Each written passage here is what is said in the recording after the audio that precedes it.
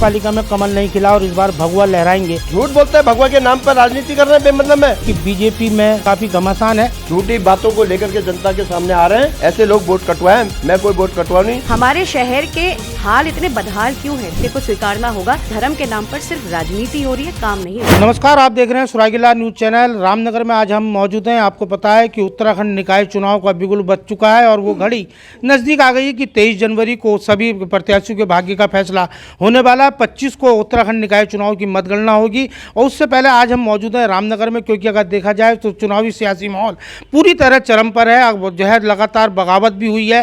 कांग्रेस की बात करें तो कांग्रेस की आपसी गुटबाजी के बाद पार्टी हाईकमान यहाँ सिंबल नहीं दे पाई है, जिस कारण कांग्रेस के दो प्रत्याशी आरोप और प्रत्यारोप लगातार एक दूसरे पर लगाकर अपनी जीत का दावा कर रहे हैं। रामनगर में अगर बात करें कांग्रेस की तो कांग्रेस का जो चुनाव बना है हरीश रावत वर्सेस रंजीत रावत के बीच चुनावी जंग बन गया है। दोनों ही के लिए प्रतिष्ठा का सवाल बन चुकी है। तो भाई अगर बात करें राष्ट्रीय पार्टी भारतीय जनता पार्टी की, तो भारतीय जनता पार्टी में भी बगावत के शुरू उसी दिन से शुरू हो गए थे जिस दिन पार्टी हाईकमान ने रामनगर नगर पालिका अध्यक्ष पद पर भाजपा के मदन जोशी को प्रत्याशी बनाया था। उसके बाद से लगातार देखा जाए तो सोशल मीडिया में लगातार प्रत्याशी की बगावत की बात हो रही है। तो वहीं स्थानीय विधायक और प्रदेश नेतृत्व अपनी पार्टी के जितने भी निकाय चुनाव में प्रत्याशी उतारे उनकी जीत का दावा कर रहे हैं। स्टार प्रचारकों की सूची जारी हो गई है, जिसमें कल से मुख्यमंत्री पुष्कर सिंह धामी ने तूफानी जनसभाएं शुरू कर दी हैं। बताया जा रहा है कि रामनगर में भी उनकी जनसभा होगी और आज भाजपा प्रत्याशी के समर्थन में राज्यसभा सांसद नरेश बंसल भी रामनगर पहुंचेंगे। तो ऐसे में भाजपा से नाराज और भाजपा में बगावत करने वाले नरेंद्र शर्मा, जो कि भाजपा से बगावत करी और आपका कहना है कि 38 साल से अधिक पार्टी की सेवा करने के बाद उनको टिकट की दावेदारी में दरकिनार किया गया, जिस कारण उन्होंने पार्टी से बगावत की और रामनगर नगर पालिका अध्यक्ष पद पर अपना दावा करते हुए आज भारी जन समर्थन के साथ जनता के बीच उतरे हुए हैं। तो हम बातचीत करेंगे खास बातचीत में कि नरेंद्र शर्मा जी के क्या मुद्दे रहेंगे और पार्टी से ऐसी क्या नाराजगी रही कि जो पार्टी ने आपको इस बार दावेदारी से दरकिनार किया। देखिए, मैं सबसे पहले सुरागी लाल चैनल का स्वागत करता हूं और इस बात के लिए स्वागत करता हूं कि वो जो है अपनी स्वच्छ पत्रकारिता के रूप में जो है आम लोगों के बीच में जा रहा है और निष्पक्ष पत्रकारिता के रूप में जो है इस क्षेत्र में अपनी पहचान बढ़ा रहा है। आपने कहा कि जो है आपने बगावत क्यों की।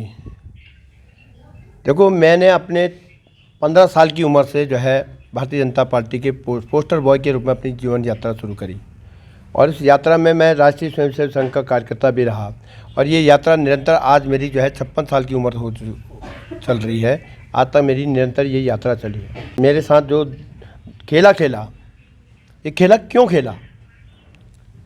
जब कार्यकर्ता मेरे साथ सहमत थे, संगठन मेरे साथ था, मात्र संगठन मेरे साथ था, सब लोग मेरे साथ थे, तो ऐसी कौन सी बात है कि रामनगर के विधायक और यहाँ के सांसद ने अपनी वीटो पावर का इस्तेमाल कर करके एक कार्यकर्ता की जो है पॉलिटिकल हत्या करने का प्रयास किया।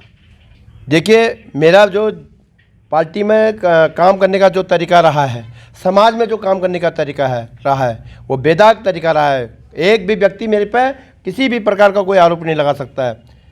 ना भारतीय जनता पार्टी के आप वर्तमान के विधायक आरोप लगा सकते हैं, ना जो है सांसद आरोप लगा सकते हैं। आज उनके पास कहने के लिए कुछ नहीं है। उनके पास यहाँ तक कि उन्होंने जो चेहरा उतारा है उस चेहरे के नाम पे भी वोट मांगने की स्थिति उनकी नहीं रह गई है। अब वो जो है सांसदों को उतारने के ला रहे हैं, मंत्रियों को उतारने के चक्कर में। ये इस बात का द्योतक है कि समाज के अंदर आप किस व्यक्ति को जो है इस कुर्सी में बैठाना चाहते हैं, इसका जवाब उनको देना होगा। आज आप देख रहे हैं, मेरी बात तो छोड़िए, आज भारतीय जनता पार्टी के प्रत्याशी पर विपक्ष के लोग कैसे कैसे आरोप लगा रहे हैं, पता है आपको? कोई कह रहा है जुआ चलाता है, कोई कहता है नशे के व्यापार करते हैं, कोई कहता है स्लॉटर हाउस से वो लेते हैं, क्या वो ले रहे हैं। आज स्वयं जो है प्रत्याशी सुबह जो आरोप लोगों ने लगाए हैं उनका जवाब देने के लिए उनको उतरना पड़ा है। ये आरोप मुझ पर क्यों नहीं लग रहे हैं? मैं पूछना चाहता हूँ। प्रत्याशी तो जो है कांग्रेस के भी उतरे हुए हैं, 2-2, 3-3 प्रत्याशी उतरे हैं, तो आखिर ये आरोप जो है नरेंद्र शर्मा में क्यों नहीं लग रहे रामनगर में? मैं पूछना चाहता हूँ, आज जनता के सामने ये प्रश्न छोड़ना चाहता हूँ मैं। आज ये कहा जा रहा है कि सिंबल पे वोट पड़ना चाहिए। आज मैंने रामनगर की जनता को से मेरा अनुरोध है, सिंबल पे वोट डालने की कोई ज़रूरत नहीं है। आप आदमी के चरित्र पे वोट डालिए, चेहरे पे वोट डालिए। कौन आदमी समाज के अंदर अपना कैसा काम करता है उसके चेहरे पर वोट डालिए, ये कहना चाहता हूँ मैं। आपने पूछा मुद्दे, रामनगर में अगर मैं मुद्दे गिनाने लगूंगा तो बहुत मुद्दे हैं। मैं पूछना चाहता हूं, जो निवर्तमान जो है चेयरमैन हैं, उनको इतना लंबा समय जनता ने जो है इस कुर्सी पर आसीन किया, उन्होंने काम क्या किया जब ये तो बताएं रामनगर की जनता को। रामनगर की जो सिविल लाइन है वो जो है यहाँ पड़ी थी, आज भी जस्ट ख़त्म है वो। जितने भी चेयरमैन आए हैं, चेयरमैन यहाँ बने हैं, किसी ने भी उस सिविल लाइन की बात नहीं करी आज रामनगर में आज तक। केवल सबने सड़क नाली सड़क नाली सड़क नाली, पता नहीं कैसी सड़क नाली हो गई रामनगर में वो। मैं एक बात कहना चाहता हूँ आपसे कि मुझे बड़ी खुशी है आज कि समाज के अंदर जो सामाजिक क्षेत्रों में अपना काम करते हैं, गरीब से गरीब की मदद करते हैं, और जिनने पिछले बार जो है विधायक का चुनाव भी इस विधानसभा से लड़ा, ऐसी बहन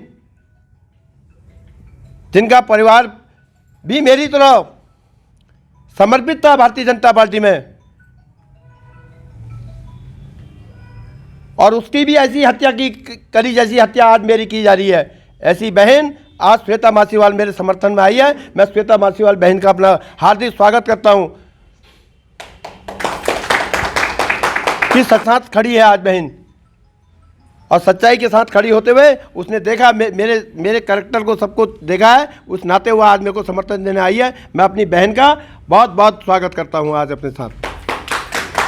शर्मा जी, अगर बात करी जाए कि समर्थन आपको लगातार मिल रहा है, जनसंपर्क भी आपका लगातार तूफानी तौर पर चल रहा है, और आपके बीच 2022 में हम ऐसी मुलाकात करा रहे हैं अपने इस खास इंटरव्यू में कि 2022 में उत्तराखंड विधानसभा चुनाव में रामनगर विधानसभा से निर्दलीय चुनाव लड़ी। रामनगर की समाज सेविका बत्सल फाउंडेशन के नाम से एक सोसाइटी चलाती हैं आप, और कई लोगों की मदद की है, चाहे ब्लड बैंक के माध्यम से की हो या अन्य माध्यमों से की हो। श्वेता मासीवाल जी हमारे साथ हैं, जिन्होंने 2022 में विधानसभा का चुनाव लड़ा। हालांकि जीत नहीं मिल पाई, लेकिन कहीं ना कहीं जनता के बीच उनकी एक जो है पहुँच थी और जनता ने उनको स्वीकार भी किया। तो ऐसी श्वेता मासीवाल जी हमारे साथ मौजूद हैं, आपका भी स्वागत है मैडम। और आज आप नरेंद्र शर्मा जी को समर्थन देने पहुंची हैं, आखिर क्योंकि आप भी बीजेपी से रिलेटिव रही हैं, स्वर्गीय सुदीप मासीवाल जी जो कि एक बहुत युवा नेता बीजेपी के थे, और आज लोग कहते भी कि अगर शायद सुदीप मासीवाल हम लोगों के बीच होते तो आज उत्तराखंड की राजनीति में एक महत्वपूर्ण भूमिका में वो यहाँ होते। बहरहाल हम उनको भी आज श्रद्धांजलि देते हैं और आपका स्वागत करते हैं कि क्या सोचकर आपने आज नरेंद्र शर्मा जी को समर्थन। भारतीय जनता पार्टी के साथ भी मेरा परिवार मैं दावे के साथ कह सकती हूँ,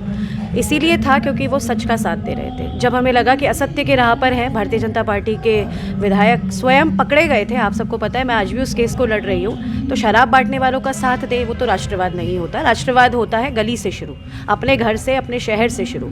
स्टार प्रचारकों को लाया जाता है, चाहे कांग्रेस हो चाहे भाजपा हो। आपसे मैं पूछती हूँ, अगर आपके शहर में कुछ गलत है तो क्या आप इन सांसदों का या इन प्रवक्ताओं का, इनका गला पकड़ेंगे या अपने लोकल प्रतिनिधि का गला पकड़ेंगे? आज भी ये सवाल मेरा सारे वोटर से है, हमारे शहर के हाल इतने बदहाल क्यों हैं? द कॉर्बेट नेशनल पार्क की तर्ज पे हम लोग पूरे इंटरनेशनली फेमस सिटी है, ढंग का अस्पताल नहीं, सड़कें वहीं। आज भी विधानसभा चुनाव को 2.5 साल हो चुके हैं, क्या जवाबदेही है विधायक जी की? कितने लोग, अब हमने क्या किया, एक्सेप्ट कर लिया कि ये तो ऐसे ही है, इलाज कराना है तो हल्द्वानी दिखा लेते हैं, काशीपुर चले जाते हैं, या फिर कुछ सुविधाएं चाहिए, शॉपिंग तक के लिए तो लोग काशीपुर हल्द्वानी जाते हैं। तो ये हालात के जिम्मेदार कोई नेता नहीं है, हम स्वयं हैं। क्योंकि जब चुनाव आता है तो फिर हम राष्ट्रीय सिंबल्स के लिए बंध जाते हैं। उधर प्रधानमंत्री जी कोई 2 बड़ी अच्छी बातें कहेंगे, हमारा हिंदुत्व जाग जाएगा। उधर कांग्रेस के प्रत्याशी, क्योंकि ये जो राजनीति चल रही है देश में, सत्य को स्वीकारना होगा। धर्म के नाम पर सिर्फ राजनीति हो रही है, काम नहीं हो रहा है। आप अपने अपने घर में अपनी अपनी आस्था को मानिए, लेकिन जहाँ तक सामाजिक क्षेत्र की बात आती है, जो वोटर जागेगा वो समझेगा कि शराब को, नशे को हमने हिस्सा बना लिया इलेक्शंस का। अब ये कहा जाने लगा है कि बी प्रैक्टिकल। मुझे बहुत लोगों ने कहा इलेक्शन हारने के बाद कि मैडम आप प्रैक्टिकल नहीं थी, आपने शराब नहीं बांटी। नहीं बनना ऐसा प्रैक्टिकल। प्रैक्टिकल बनते बनते इतने दूर आ गए हैं, जब किसी माँ के घर में ऐसी डेथ होती है सूखे नशे की वजह से, उस माँ से जाके पूछिए तब क्यों नहीं होते प्रैक्टिकल, फिर आंसू क्यों आते हैं आंखों में।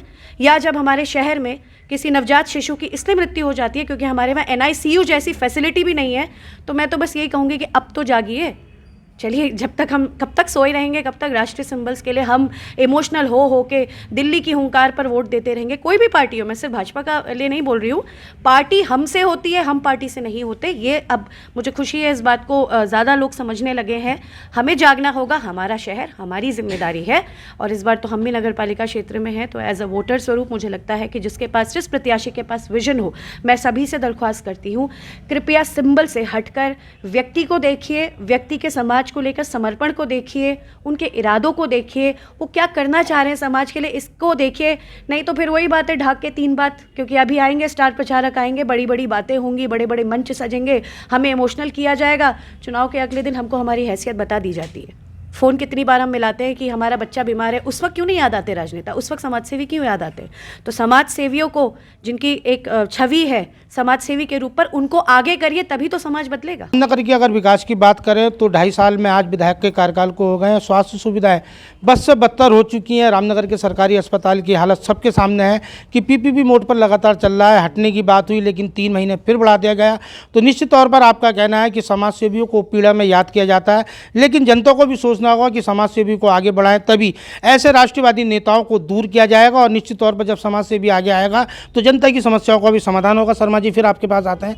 तो निश्चित तौर पर अगर देखें कि बीजेपी में काफ़ी घमासान है, और हम साफ तौर पर यह भी कहना चाहते हैं कि बीजेपी हो, क्योंकि राष्ट्रीय पार्टी इस समय रामनगर अगर निकाय की बात करें तो राष्ट्रीय पार्टी में भाजपा और बहुजन समाज पार्टी के प्रत्याशी को सिंबल मिला है। और निश्चित तौर पर अगर भाजपा की बात करें, भाजपा के प्रत्याशी और तमाम लोगों का कहना है कि नगर पालिका में पहली बार भगवा लहराया जाएगा। लेकिन जिस प्रकार निर्दलीय प्रत्याशी की बात करें, नरेंद्र शर्मा जी, कहीं ना कहीं निश्चित तौर पर जो भाजपा की राह आसान बनने जा रही है उसमें कहीं ना कहीं रोड़ा बन सकते हैं। और निश्चित तौर अगर माना जा रहा है कि लोगों का कहना और पार्टी का जो अंदर खाने कहना है कि अब पार्टी को भी पछतावा हो रहा है कि हमने टिकट का फैसला गलत दिया, तो यदि भाजपा की अगर हार होगी तो माना जाएगा कि नरेंद्र शर्मा उसका महत्वपूर्ण कारण रहे। शर्मा जी, बात करेंगे कि जिस प्रकार भाजपा लगातार दावे कर रही है कि आज तक नगर पालिका में कमल नहीं खिला और इस बार भगवा लहराएंगे, और जिस प्रकार से लोग आरोप लगा रहे हैं, विपक्ष आरोप लगा रहा है कि भाजपा प्रत्याशी द्वारा लगातार हिंदू मुस्लिम की बात कर कर शहर में एक सांप्रदायिक माहौल खराब करने की बात कही जा रही है, ये विपक्ष का लगातार आरोप है। देखिए राजीव जी, ये झूठ, इतना बड़ा झूठ बोला जा रहा है कि हम भगवा जो है राम नगर पालिका के छत पर भगवा लहराएंगे करके। कितना बड़ा झूठ बोला जा रहा है। प्रत्याशी जो है अभी जिस दिन नॉमिनेशन दर्ज हुआ है, एक शपथ लेके आए हैं, नहीं आए हैं वहाँ? क्या उन्हें उस शपथ में ये इस बात को कहा है वहाँ क्या कि मैं भगवा लहराऊंगा करके? मुझे जवाब दें जनता के सामने। जो शपथ उनने एसडीएम के सामने ली है नॉमिनेशन दर्ज करते समय, रिटर्निंग ऑफिसर के सामने, वहाँ उन्हें ये शपथ ली है क्या कि मैं भगवा लहराऊंगा करके? झूठ बोलते हैं, भगवा के नाम पर राजनीति कर रहे हैं बेमतलब में, जनता को गुमराह कर रहे हैं। जो व्यक्ति अपने चुनाव में सबसे पहला झूठ ये बोलते हैं मैं भगवा लहराऊंगा, अरे क्या मतलब होता है भगवा की बात भाई? भगवा हमारा सनातनी ध्वज है, वो हर समय लहरा हुआ है, और मैं तो जो है मेरा तो ध्वज ही जो है भगवा है। ये आपने सुना, नरेंद्र शर्मा जी के तमाम सांसद और विधायक पर गंभीर आरोप हैं। और निश्चित तौर पर आपने कहा है कि जिस प्रकार भाजपा प्रत्याशी या उनके समर्थकों द्वारा शहर का सांप्रदायिक माहौल खराब कर रामनगर की कौमी एकता को बिगाड़ने का काम किया जा रहा है, इसको नहीं होने दिया जाएगा।